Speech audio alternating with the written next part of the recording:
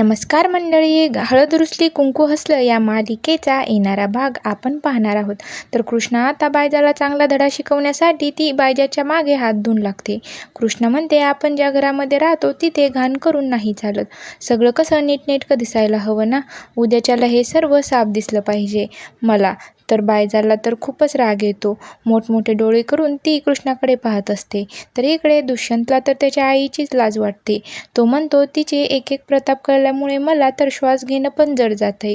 खरंच एवढ्या खालच्या पातळीवर जाईल असं आई वाटलं नव्हतं.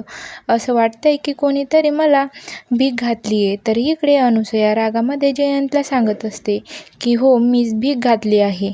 इथपर्यंत येण्यासाठी आपण वेळ घेतलाच नाही. अजून थोडा वेळ लागला तर चालेल, पण घाई करायची नाही. तर इकडे कृष्णही सर्वांना सांगते की वारसा हक्काने सगळ्या संपत्तीवर यांचासुद्धा तेवढाच अधिकार आहे. तेव्हा जयकांत हा खूप रागामध्ये असतो.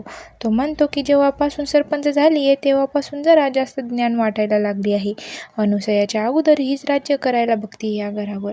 तर आता समोर येणाऱ्या भागामध्ये काय पाहायला मिळणार आहे हे पाहणं खूपच रंजक ठरणार आहे.